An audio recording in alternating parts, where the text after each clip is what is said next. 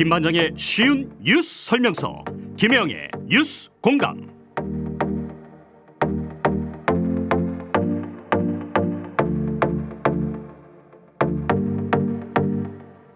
J'ai une question.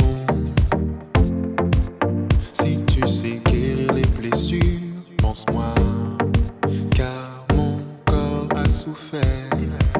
네, 진단 토크 대한민국 이대로 괜찮은가?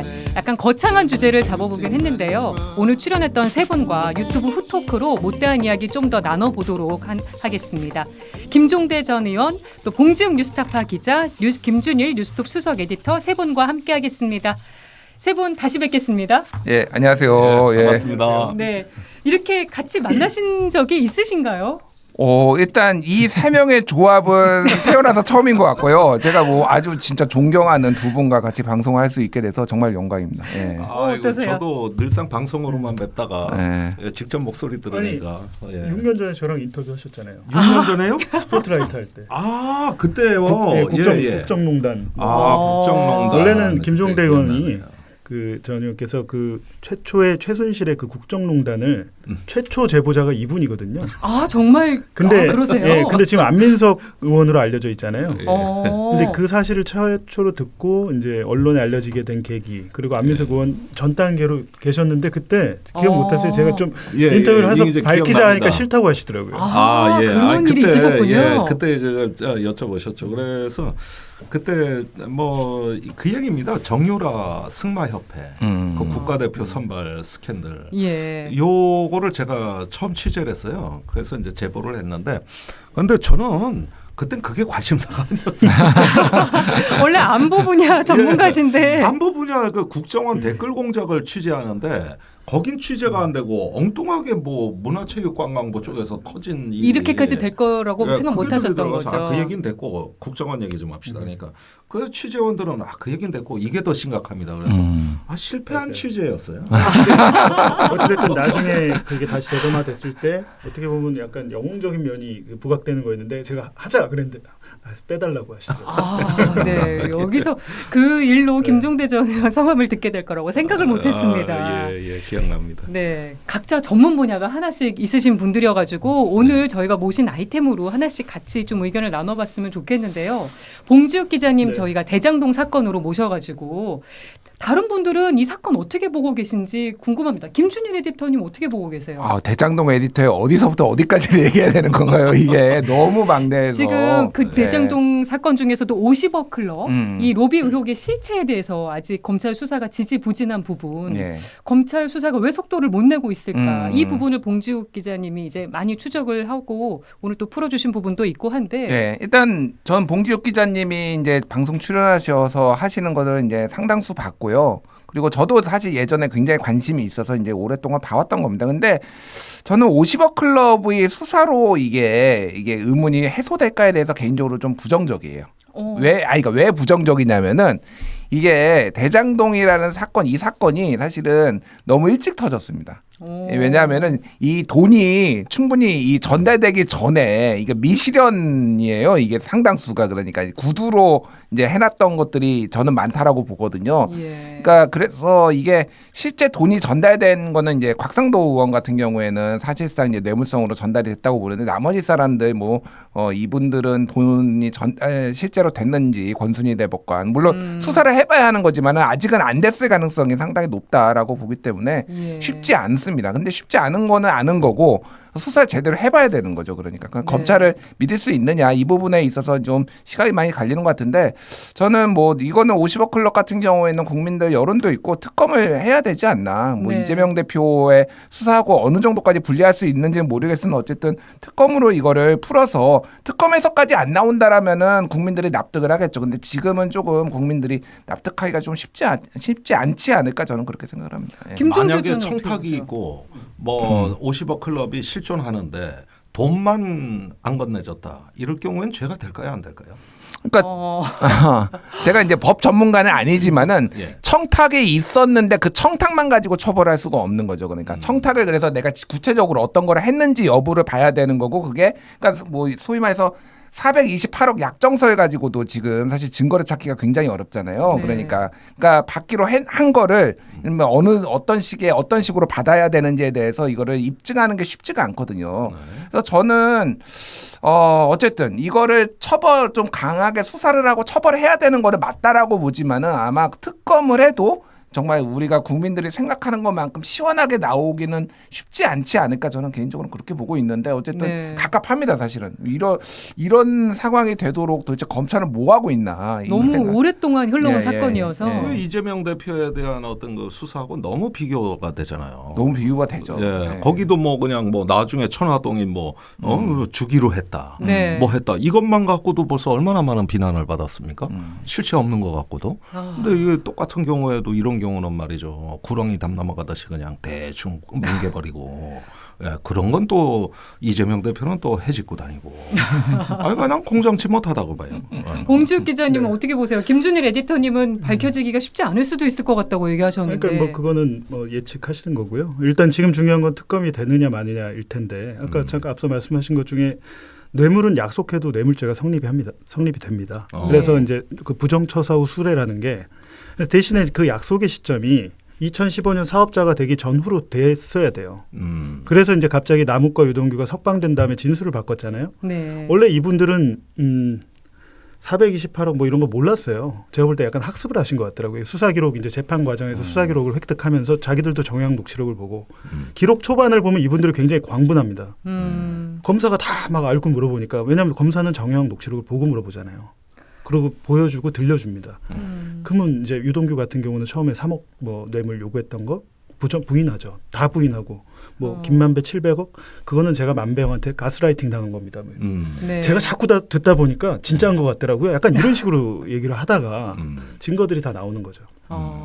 근데 그 약속에 대한 부분은 2015년 전으로 이루어졌어야 되는데 검찰이 이제 그 부분을 굉장히 애쓴 거죠. 네. 그러니까 2015년 1월에 그 재판에 나와서 이제 남욱이 증언은 정영 너도 들었지 않느냐? 만배형이 그때 그 이재명 측 지분이 있다고 들었지 않느냐? 그러니까 정영학은 들은 적 없는데? 라고 얘기하는 거거든요. 근데 여러 가지 그러니까 2015년이 넘어서 이제 와서 나중에 돈 많이 벌었으니까 그때 감사했습니다. 제가 좀 감사 표시하겠습니다. 이거는 뇌물죄가 아닙니다. 네. 하여간 특검 추진까지 잘 될 수 있을지 이 부분은 또 지켜보기로 하고요.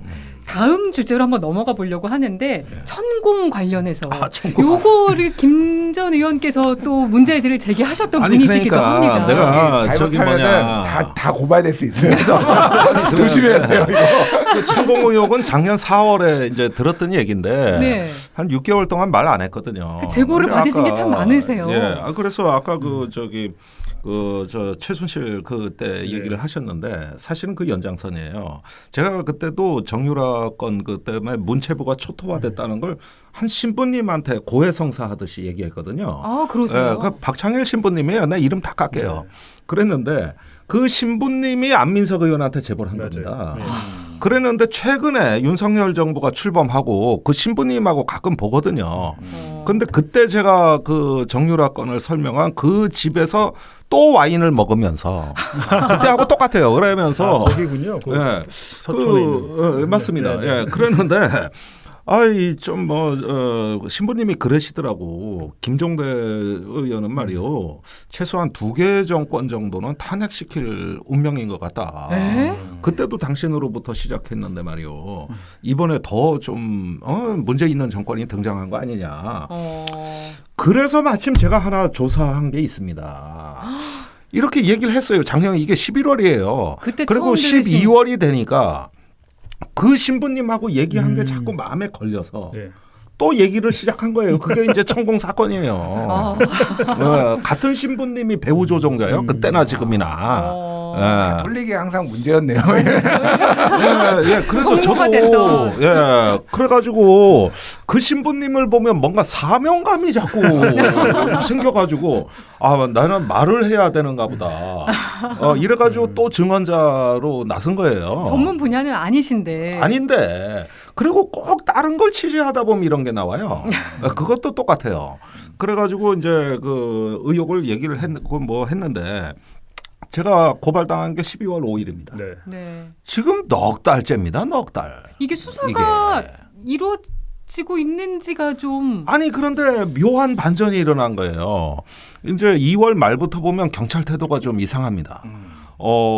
대놓고 경호처를 직격합니다. 우리가 그 CCTV 그거 저기 관저에 있는 거 영상 좀 달라 그랬는데 경호처에 비협조로 영상을 확보 못했다. 그리고 현장에도 한번 나가봐야 되는데 관저이죠. 그 육군 참모총장의 네. 전 관저죠. 그런데 그것도 비협조한다. 아니 그래가지고 영상도 확보 못했는데 지난주에서야 그때가 이제 2월 말입니다. 예. 이제 보안검도 하고 보내주겠다 그런다 영상을. 그때 신문엔 이미 영상 없다고 기사 다 나갔을 때예요. 그런데 이게 바뀌잖아요. 말이 그러면서 다르네요. 경호처가 저랬다. 그러니까 이게 명예훼손당한 게 경호처장이라고 저를 고발한 건데 아니 경찰청 얘기는 이거요. 자기들이 고발을 했으면 진상규명에 협조를 해야 될 거 아니에요. 네. 협조도 안 하고 자기들이 고발해놓고 그다음에 또 천공에 대해서는 참고인 조사는 어떻게 할 거냐. 이제 인적사항을 확인 중이다. 아니 그런데 그 인적사항 제가 알려드릴게요. 우린 다 알고 있어요. 그러니까 경찰청 말이 이렇게 좀 이상하게 나오더니 급기야는 이제 국방부를 압수수색했어요. 예. 근데 이때가 정순신 국가수사본부장으로 경찰 속이 다 문드러졌을 때입니다. 어수선했을 때네요. 네, 그때예요, 그때. 그러니까 이제는 경찰이 그냥 말을 막 해버리더라고. 그래서 내가 이걸 보고서 그래 고발해놓고 진상규명에 협조 안 했구나. 그래서 왜 이거 수사 안 하냐, 왜 저거 수사 안 하냐. 제가 요즘 그렇게 하고 다니니까 제가 고발인 같아요. 고발한 사람들은 오히려 뭘 자꾸 그냥 저 뒤로 빼고 이게 입장이 이렇게 반전이 돼버린 거예요. 이게 그래가지고 지금까지도 사실은 지지부진하고 뭉개는데. 그런데 부승찬 전 대변인에 대한 별건 수사가 들어가는데 이건 정광석화처럼 빨라요. 네. 벌써 집 압수수색하고 책 문제로. 옛날 대변인실 다 털었어요. 군 기밀 유출 혐의로 지금 네. 수사받는 거잖아요. 네. 근데 그 기밀 유설이라는 게 이것도 참 법에 정통하신 분들이 봐주셔야 12건이 실려 있다는 건데 책에. 네. 그게 이거예요. 뭐 저기 오스틴 미국 국방장관이 서욱 장관의 환대에 감사하며 미래로 가는 동맹이다. 그리고 내년에 서욱 장관을 워싱턴으로 초청하겠다. 이런 마무리 발언이 있어요. 네. 이게 군사기밀이래요. 그 얘기가 어떻게 된 거냐 보니까 2급 비밀로 회의록이 작성이 됐는데 거기에 나온 거하고 문구가 비슷하면 다 기밀이라는 거예요. 그러면 쉼표 마침표도 기밀입니까? 그렇게 따지면 그러니까 문구가 일치하는 거. 그러면 회의록을 넣어 본 거지. 그 회의록을 보고 베낀 거지. 그래서 기밀 누설한 거지. 이러는데 아니 기밀이라는 게 어떤 있다 하더라도 예컨대 내용이 빠지고 제목만 있다든가 이런 건 다 평문화라 그래서 기밀에서 해제가 되거든요. 근데 이 수사는 12건이 보면은 이미 언론에 다 나간 거. 네. 또는 저기 그 문구와 일치하는 거.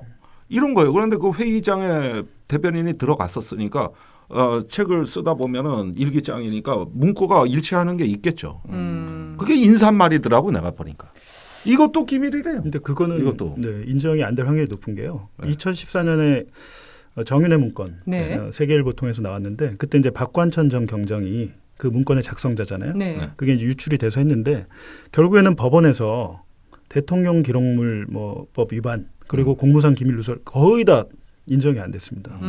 그 문건이 그때는 통째로 갔는데도 판사가 봤을 때 딱 하나 인정했어요. 하나 인정한 게 뭐냐면 정윤회 문건을 박지만 전 회장에게 건넨 그 사실 하나 그것만 공무상 기밀로 인정이 됐고요. 그 예. 문건 목록에 범죄 사실 목록이 엄청나게 많았는데 판사가 다 배척했습니다. 근데 지금 이건 문건도 아니고 지금 일기장에 쓴 걸 가지고 비교해 가지고 네. 하는 거잖아요. 그러니까 이게 저기 사실은 그 조사 과정에서 저도 그 전에 들은 얘기입니다만은 이게 군사기밀 가치가 있냐 없냐가 조사 내용이 아니고 회의록 봤지. 이걸 인정하라는 거예요. 이거를. 근데 회의록을 볼 이유가 없거든요. 지금 보시면 아시겠지만 그때랑 똑같아요. 정윤회 문건 사태 때 어떻게 했습니까?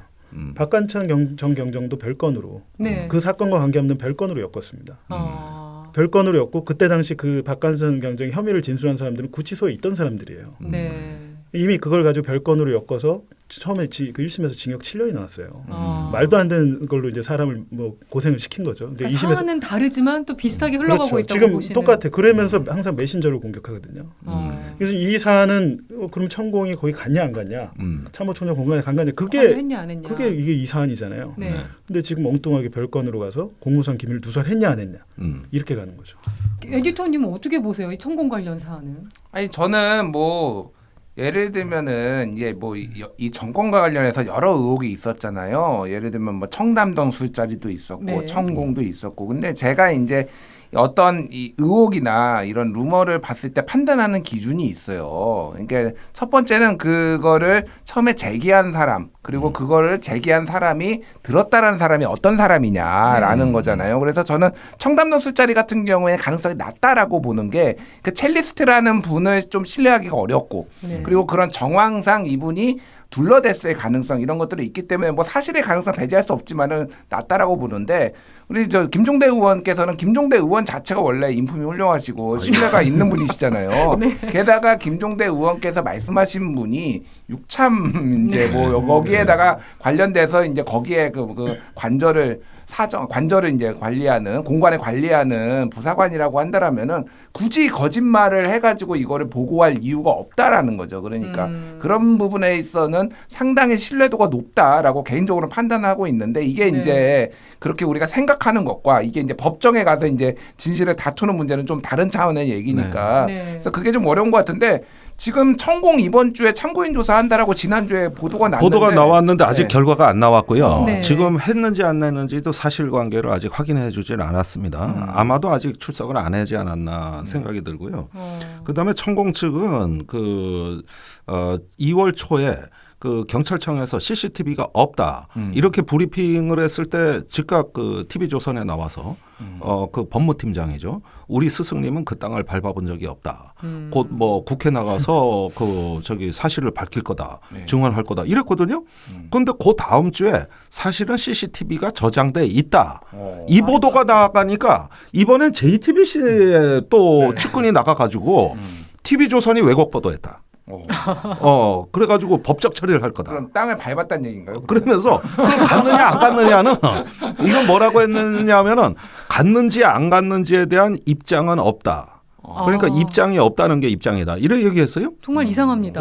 아니 그러면은 그 처음에 경찰청이 얘기할 때 그 얘기하고 그 다음에 얘기가 바뀌니까 또 그에 대한 반응이 달라진 거예요. 저는 그렇게 생각해요. 이게 갖다는 증거다. 저기 경찰청이나 또 국방부 장관이 국회 나가 뭐라 그랬습니까? 저기 CCTV는 30일치만 보관돼서 없어졌기 때문에 영상이 없다. 위증한 거예요. 그러니까 경찰청에서 얘기한 거를 천공도 반복하고 국방부 장관도 반복하고, 더군다나 국방부 장관은 자기가 맘먹으면 알아볼 수도 있거든요. 네. 그때 당시 육군 참모총장 공관은 그 국방부가 경비를 썼으니까. 네. 그럼 얼마든지 알아볼 수 있는데 저 경찰청 한마디에 이렇게 말들이 바뀌는 거예요. 그러다 국방부 장관이 또 요즘 입장이 없대요. 그러니까 내가 이래 보니까 이게 그동안 경호처가 비협조하니까 경찰도 헷갈렸을 거 아닙니까? 그거에 따라서 장관과 천공의 말이 어떻게 흐름이 바뀌는가가 요 맥락이 나오는 거 아니에요. 그러면 안 갔으면은 이렇게 할 수 있느냐는 거죠. 그런데 또 경찰에 나가는 안 갔다고 부인할 수도 있는 거예요. 그래 왜 시간 끌었느냐 그러면은. 그리고 무슨 뭐 해석이나 의견을 요구할 때는 입장이 없다는 말을 할 수가 있어요. 그러나 사실에 대한 게 어떻게 입장이 없습니까? 오늘 저녁 드셨습니까 하면은 먹었으면 먹은 거고 안 먹었으면 안 먹은 거지, 내가 저녁 먹었는지 안 먹었는지에 대해 입장이 없다. 이게 말이 됩니까 이게? 그 화법이 약간 저는 이게 생각이 나네요. 독도액이 나왔냐 물어보니까 의제는 아니었다. 약간 이 느낌. 지금 자연스럽게 주제가 넘어갈 수 있을 것 같은데요. 오늘 일본 관련 이야기까지 해보도록 하겠습니다. 일본 교과서 왜곡 문제, 뭐 어제 오늘 일은 아닙니다만 혹시나 했는데 역시나가 됐습니다. 이제 일본 정부가 눈치조차 보지 않는 것 같아요. 되게 씁쓸한 상황인데요. 봉지욱 기자님 사안은 다릅니다만 어떻게 보십니까?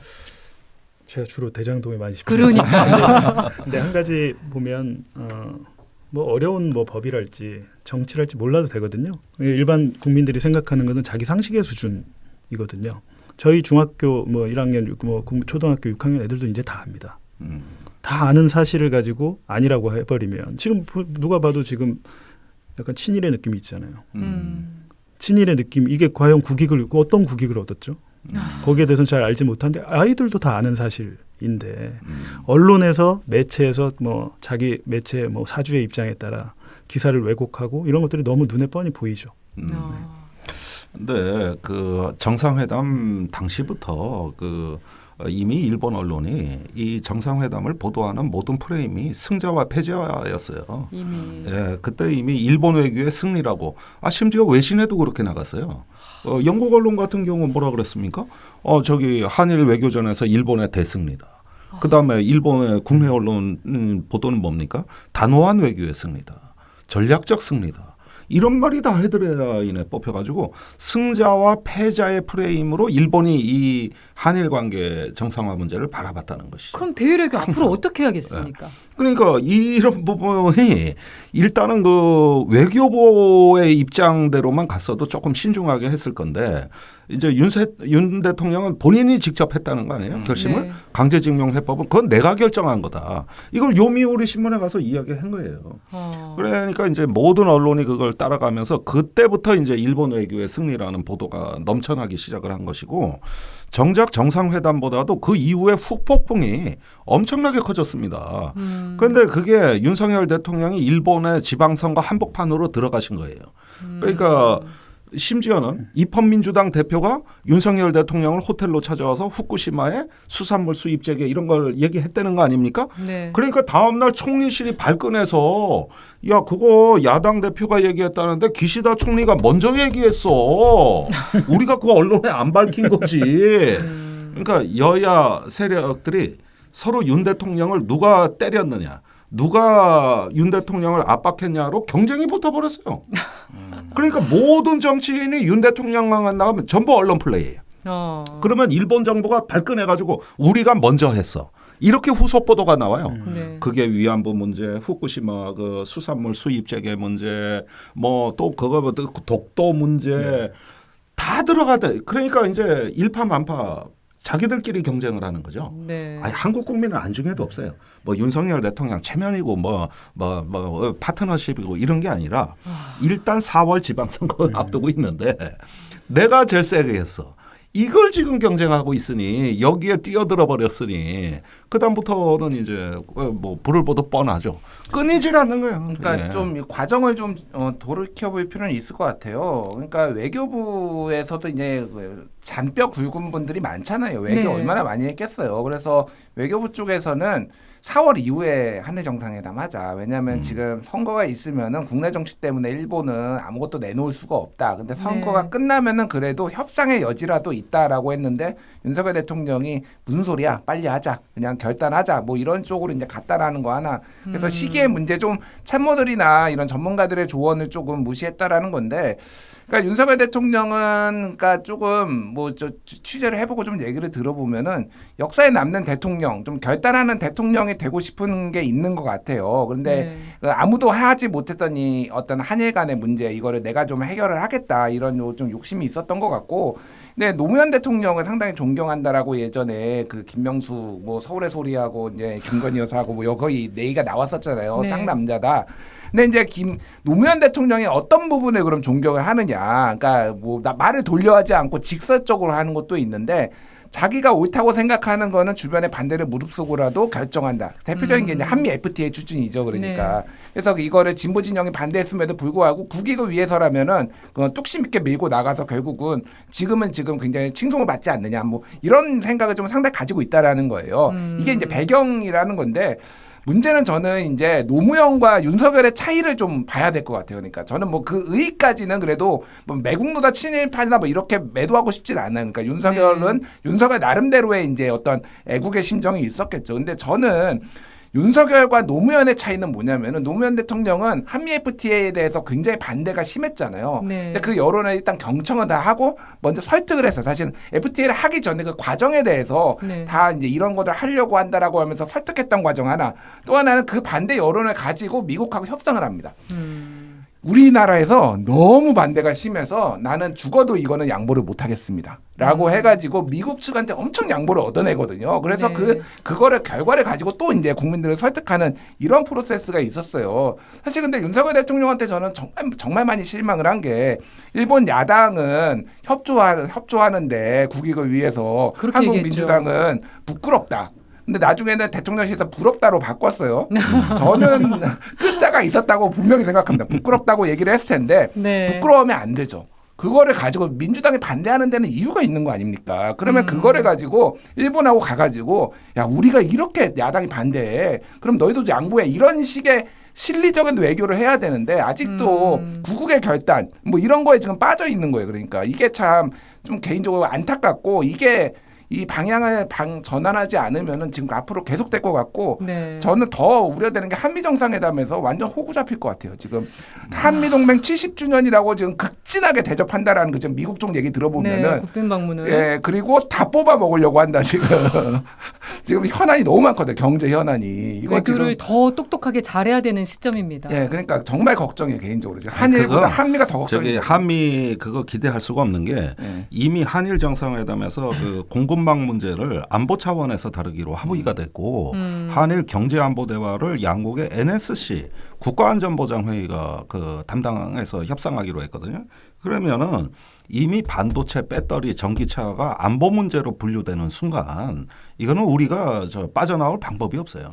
미국의 대통령 직속 반도체 위원회를 누가 만들었습니까? 산업부가 만들었나요? 국방부가 만들었습니다. 그러니까 이렇게 반도체라든가 이런 게 이제 중국에 대한 디지털 봉쇄가 시작되고 이제 그 공급망을 통제하고 이렇게 하는 모든 논리가 물론 미국 내 일자리 창출이라는 경제적 이익도 있지만 군사 안보 논리에서 모든 출발점을 박아놓고 한 거예요. 그런데 이번에 한일 정상회담 합의 내용이 그겁니다. 그러면 NSC 사무처엔 경제 전문가가 원래 없어요. 예. 우리나라 NSC에는. 그런데 거기서 재벌기업 통제하고 경제부서를 지도할 거 아닙니까? 안보 논리로 가야 되니까. 네. 그게 반도체 배터리에 대한 접근 패러다임이거든요. 야. 그러니까 이게 이렇게 되나 놓으면은 그 미국 모델을 이제 한일 간에도 이미 적용을 한 것이고 그 연장선에서 한미 정상회담이 4월 26일부터 개최되는 거거든요. 네. 그때도 이제 나올 성명을 제가 미루어 짐작해 보건데 안보 논리로 모든 경제를 다 설명해요. 실제로 5월 21일 작년이죠. 네. 조 바이든 윤석열 대통령 그 정상회담 문구를 보면 이제는 공급망에 대한 어떤 경제 안보라는 말이 실제로 나옵니다. 그걸로 미국이 한국에 불이익 준 걸 다 설명해 버린 거예요. 네. 아니 이거는 FTA에도 안 맞고 WTO에도 안 맞고 동맹국에 대해서 마른 동맹이라 그러면서 이렇게 사실상 일자리 약탈인데 이게 왜 이렇게 되냐 그러면 안보 문제이기 때문에 그런 겁니다. 안보 문제이기 때문에 이렇게 얘기하는 것이죠. 걱정되는 부분이 많은데요. 오늘 유튜브 토크는 봉지욱 기자님 요 속보 나온 게 있어서 요거 코멘트 하나 부탁드리고 정리를 해야 될 것 같습니다. 오늘 남욱 씨가 김용 428억 중 일부 현금으로 받아갔다. 이런 속보가 나왔는데 요거 좀 코멘트 해주시면 좋겠습니다. 저도 안 그래도 오늘 들어오면서 봤는데요. 그러니까 1월쯤에 428억 중에 1억이 유동규를 통해서 김용에게 갔다. 그러니까 원래 이제 1억이 갔다 이렇게 주장을 하는 건데 일단은 좀 황당했던 게 그 돈이 갔다는 1월 달은 아니면 2월 초는 아직 428억이 계산되기 전입니다. 녹취록이 정확히 나오거든요. 그때는 그냥 700억이라고 그랬어요. 근데 어떻게 이렇게 네, 나왔을까요? 428억 계산되기 전인데 이분들은 428억이 어떻게 계산되는지도 몰라요. 왜냐하면 정영학 회계사가 계산했기 때문에 검찰이 계산한 것도 아니거든요. 근데 김만배가 2021년 1월 31일에 5억을 줘요. 그 유동규에게. 계속 돈을 달라고 하니까. 4억을 수표로 주고 1억을 현금으로 줬는데 오늘 남욱의 주장은 그 1억 중에 일부를 유동규가 김용에게 뇌물로 상납했다는 거거든요. 그래서 428억 중에 1억이 갔다는 건데 일단은 아까 뭐 나오지도 않았을 때라는 것과 여기서 더 문제는 뭐냐면 김만배가 준 5억 중에 4억은 그럼 누구한테 갔을까요? 유동규가 5억을 받았잖아요. 네. 4억은 수표, 1억은 현금. 네. 근데 그 4억은 남욱한테 갔어요.